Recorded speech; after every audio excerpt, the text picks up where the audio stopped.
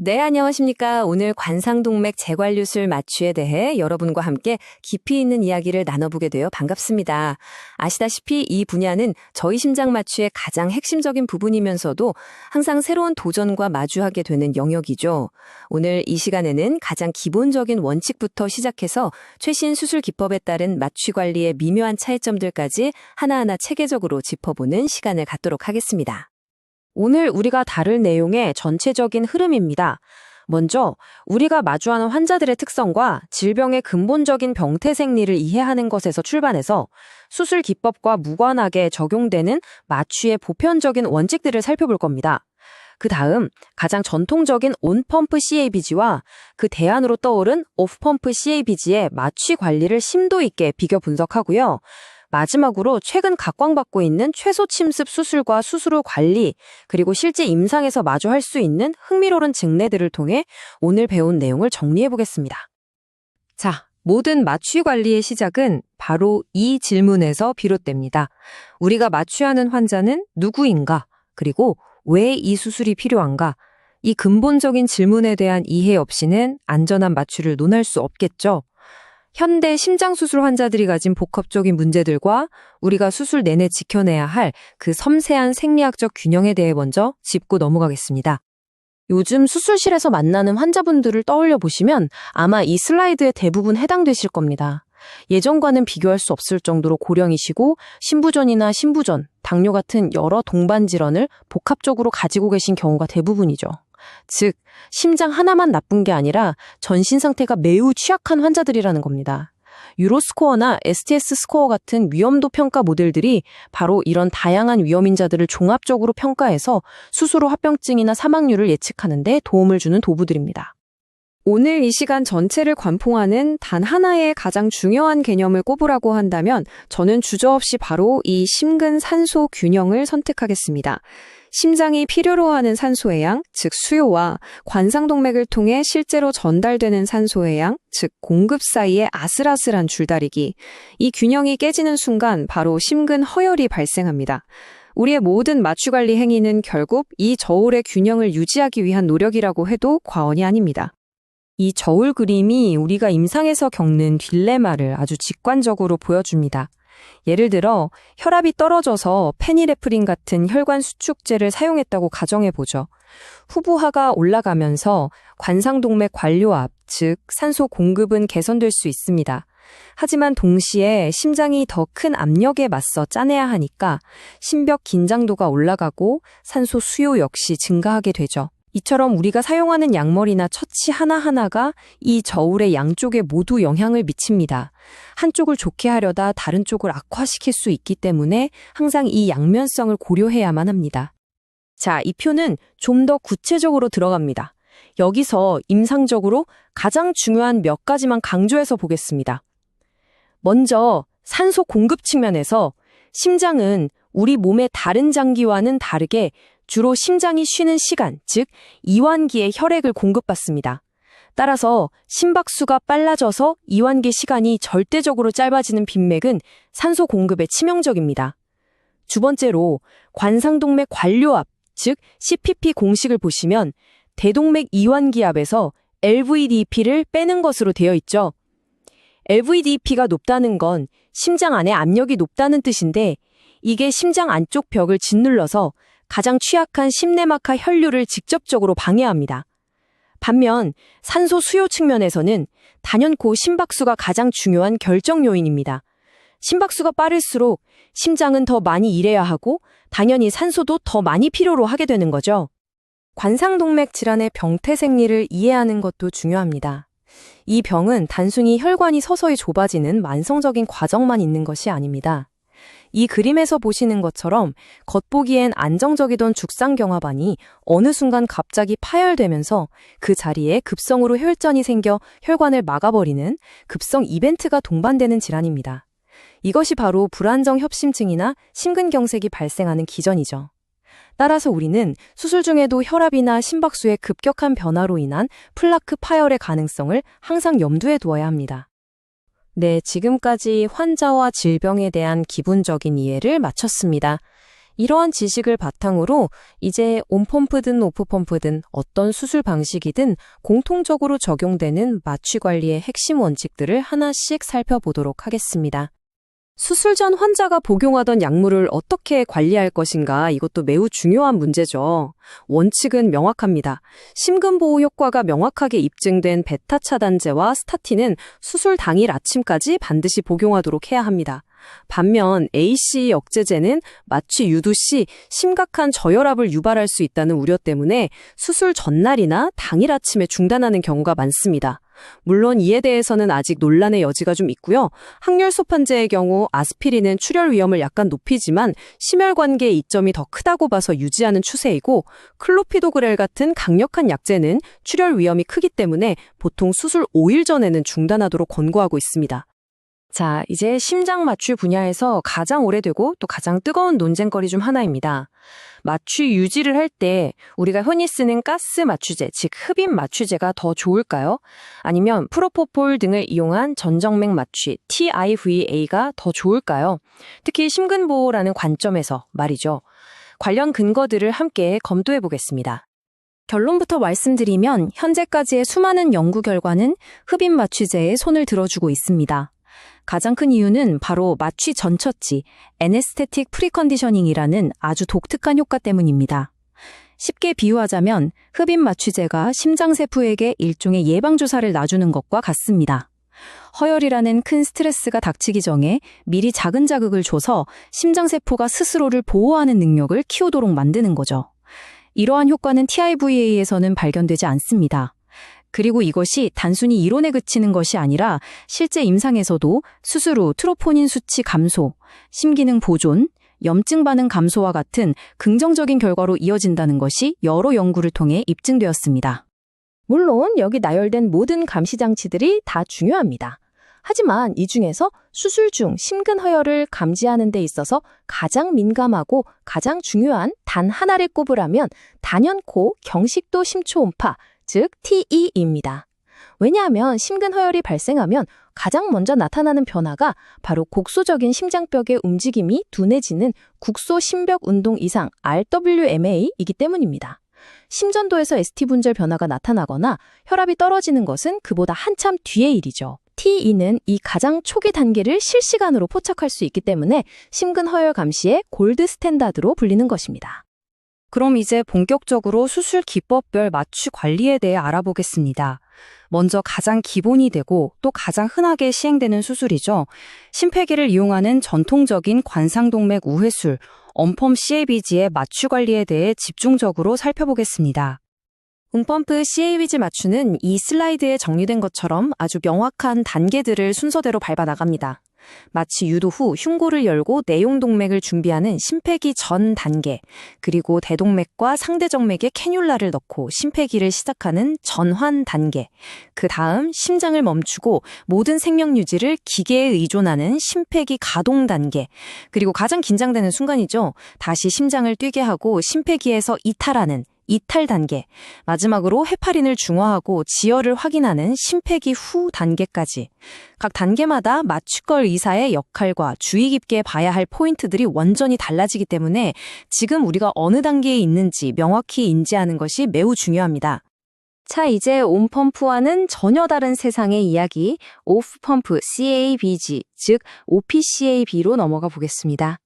이 수술은 심폐기를 사용하지 않는다는 큰 장점이 있지만 그 대가로 우리 마취과 의사에게는 아주 독특하고 심각한 혈액학적 도전 과제들을 안겨줍니다. 두 수술의 근본적인 차이는 명확합니다. 온펌프는 심장을 멈추고 수술하는 대신 심폐기 가동으로 인한 전신염증 반응, 뇌졸중, 신기능 저하와 같은 합병증의 위험을 감수해야 합니다. 반면 OPCAB는 이런 심폐기 관련 합병증을 원천적으로 피할 수 있다는 엄청난 장점이 있죠. 하지만 그 대가로 박동하는 심장을 직접 들어 올리고 돌려가며 수술할 때 발생하는 극심한 혈액학적 불안정성을 우리 마취과 의사가 온전히 감당해야만 합니다. 바로 이 점이 OPCAB 마취의 가장 큰 핵심이자 난제입니다. 항응고 전력에서도 뚜렷한 차이를 보입니다. 언펌프 수술에서는 우리 몸의 혈액 전체가 심폐기회로라는 거대한 이물질 표면에 노출되기 때문에 혈전 생성을 막기 위해 헤파린을 300에서 400 IU/kg이라는 고용량으로 투여하고 ACT를 450초 이상으로 매우 높게 유지해야 합니다. 하지만 OPCAB에서는 이런 체외순환 회로가 없죠. 단지 문합 부위의 혈전 형성만 막으면 되기 때문에 헤파린 용량도 100에서 200 IU/kg 정도로 훨씬 적고 목표 ACT도 250초에서 300초 정도로 상대적으로 낮게 유지하는 것이 일반적입니다. 이 질문이야말로 OPCAB 마취 관리의 성패를 좌우하는 가장 핵심적인 질문이라고 할 수 있습니다. 왜 다른 혈관을 문합할 때보다 유독 심장 뒤쪽에 있는 우관상 동맥, 즉 RCA를 문합할 때 혈압이 극심하게 떨어지는 걸까요? 그 기전을 정확하게 이해해야만 우리가 효과적으로 대처할 수 있습니다. 바로 이 슬라이드가 그 해답을 명확하게 보여줍니다. 이 모든 재앙의 시작은 1번, 심장을 들어 올려서 거의 수직으로 세우는 행위에서 비롯됩니다. 이렇게 되면 2번, 상대적으로 벽이 얇고 압력에 취약한 오심실이 단단한 흉골에 그대로 짓눌리게 됩니다. 심장이 찌부러지니까 당연히 이완기에 피를 제대로 채울 수가 없겠죠? 이것이 3번, 심장으로 돌아오는 혈액, 즉 전부하의 급격한 감소로 이어지고 채워진 피가 없으니 펌프질할 혈액도 없어지는 4번, 심박출량 감소와 심각한 저혈압이 발생하는 것입니다. 이건 심근 수축력이 나빠져서 생기는 문제가 아니라 순전히 심장에 눌려서 피를 못 채우는 기계적인 문제입니다. 그렇다면 우리는 이 문제에 어떻게 대처해야 할까요? 핵심은 선제적 대응입니다. 심장을 들기 전에 미리 수액을 충분히 주입해서 혈관을 꽉 채워넣고 머리를 낮추는 트렌델렌버그 자세를 취해서 중력의 도움으로 피가 심장으로 더 잘 돌아오게 해야 합니다. 그리고 혈압이 떨어지기 시작하면 지체 없이 페니레프린 같은 혈관 수축제를 투여해서 관상동맥 관료압을 유지해줘야 합니다. 이때 TE를 보면서 심실이 잘 채워지고 있는지, 새로운 허혈 소견은 없는지 지속적으로 감시하는 것이 무엇보다 중요합니다. 그리고 외과 의사와의 끊임없는 소통은 두말할 나위도 없겠죠?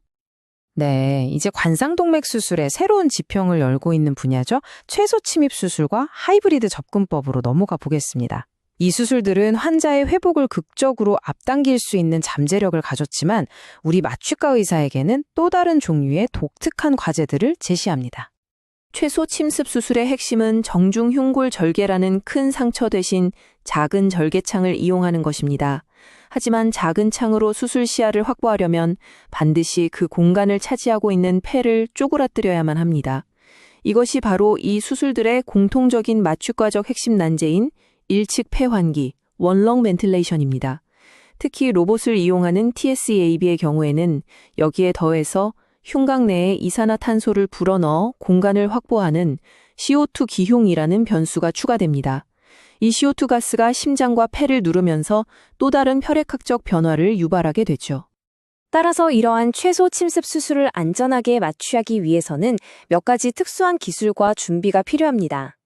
우선 이중관 튜브나 기관지 차단기를 능숙하게 사용해서 한쪽 폐를 완벽하게 분리하는 능력이 필수적입니다. TC캡의 경우에는 CO2 기흉으로 인한 혈액학적 변화를 이해하고 혹시 모를 CO2 색전증 같은 치명적인 합병증에 대비해야 합니다. 또한 가슴이 닫혀있는 상태이기 때문에 응급 재세동을 위해 외구 패드를 미리 부착해야 하고 무엇보다 개용술로 인한 극심한 통증을 효과적으로 조절하기 위한 적극적인 통증 관리 계획이 반드시 필요합니다. 자, 이제 거의 마지막 단계에 왔습니다. 수술이 성공적으로 끝났다고 해서 모든 것이 끝난 것은 아니죠. 수술 후 관리 역시 마취의 중요한 일부입니다. 이어서 지금까지 배운 방대한 지식들을 실제 임상 상황에 어떻게 적용할 수 있을지 간단한 퀴즈와 두 가지 흥미로운 직례를 통해 다 함께 고민해보는 시간을 갖겠습니다. 요즘 심장 수술 후 관리의 가장 큰 화두는 단연 빠른 회복, 패스트트랙 프로토콜입니다. 과거처럼 환자를 몇 시간 혹은 하룻밤 동안 깊게 재우고 인공호흡기에 의존하게 하는 것이 아니라 수술 중 단기작용 마취제와 효과적인 다중진통요법을 사용해서 수술이 끝나고 4시간에서 6시간 이내에 기관 튜브를 제거하고 환자 스스로 호흡하게 하는 것을 목표로 합니다. 이는 환자의 회복을 앞당길 뿐만 아니라 중환자실 재원 기간을 줄여 의료 자원을 보다 효율적으로 사용하는 현대적인 마취 관리의 패러다임이라고 할 수 있습니다. 자, 그럼 첫 번째 복습 질문입니다. 오늘 여러 번 강조했었죠. OPCAB 수술 중에 우리를 가장 힘들게 하는 혈압학적 문제와 그 근본적인 원인은 무엇이었을까요? 네, 맞습니다. 핵심은 우심실 압박으로 인한 심실 충만 장애였습니다. 이 기계적인 문제를 이해하는 것이 모든 대응 전략의 시작점입니다. 두 번째 질문 드리겠습니다. 심장 마취, 특히 CABG에서 우리가 전정맥 마취보다 흡입 마취를 더 선호하는 결정적인 이유가 있었죠. 무엇이었는지 기억나시나요? 바로 이 마취 전처치 효과 때문입니다. 심장세포에 예방주사를 놔주는 것과 같은 이 강력한 심근 보호 효과는 티바가 가지지 못한 흡입 마취제만의 독특한 장점입니다. 마지막 퀴즈입니다. 가장 최신 수술 기법인 TCABG, 즉 완전 내시경적 관상동맥 우회술은 전통적인 CABG와 비교해서 우리 마취과 의사에게 어떤 새로운 과제를 안겨주었을까요? 핵심적인 차이점 두 가지만 꼽아보시죠. 네, 정답입니다. 1측 폐환기와 CO2 기운 관리. 이 두 가지는 기존의 심장 마취에서는 경험하기 어려웠던 흉부 마취의 영역이 결합된 새로운 도전 과제라고 할 수 있습니다. 자, 실제 증례를 한번 보시죠. 68세 남자 환자가 평범한 CABG 수술을 받으러 들어왔습니다. 그런데 마취 유도 후 TE를 딱 넣고 봤더니 심장 끝부분이 풍선처럼 늘어나 있는 거대한 좌심실류가 보이고 심지어 그 안에 금방이라도 떨어져 나갈 것 같은 움직이는 혈전까지 발견된 겁니다. 이 순간 TE는 단순한 감시 장치가 아니라 수술 계획 자체를 완전히 뒤바꾸는 결정적인 진단 도구가 됩니다. 즉시 외과의에게 이 사실을 알리고 단순 CABG가 아니라 심실류 절제술과 혈전 제거술까지 포함하는 훨씬 더 큰 수술에 대한 준비를 시작해야 하는 상황이 된 거죠. 이 마지막 증례는 아마 우리가 마주할 수 있는 가장 긴박하고 어려운 시나리오일 겁니다. 심도자실에서 스텐트 시술을 하던 중 관상동맥이 파열되어 시민성 쇼크에 빠진 환자가 수술실로 실려옵니다. 이 환자는 이미 심장이 멎어가고 있고 혈압은 잡히지 않으며 출혈을 멈출 수 없는 약물들을 잔뜩 투여받은 상태입니다. 이때 우리의 역할은 우아한 마취를 하는 것이 아닙니다. 환자가 수술대에 눕는 즉시 모든 수단을 동원해 혈압을 유지하고 신속하게 마취 유도를 한 뒤 외과 의사가 한시라도 빨리 심폐기를 돌릴 수 있도록 돕는 그야말로 공격적인 소생술 그 자체가 우리의 임무가 됩니다. 모든 것이 시간과의 싸움인 순간이죠. 네, 오늘 제가 준비한 내용은 여기까지입니다. 마지막으로 이 질문을 여러분과 함께 고민하며 마무리하고 싶습니다. 보셨다시피 외과적 수술 기법은 환자의 고통을 줄이기 위해 끊임없이 덜 침습적인 방향으로 진화하고 있습니다. 그렇다면 우리 마취과 의사들의 역할과 기술, 그리고 감시 기법 역시 이러한 변화의 흐름에 발맞춰 어떻게 함께 진화하고 발전해 나가야 할까요? 이 질문에 대한 우리 각자의 고민과 노력이 결국 우리 심장 마취 분야의 미래를 만들어 나갈 것이라고 생각합니다. 긴 시간 경청해 주셔서 대단히 감사합니다.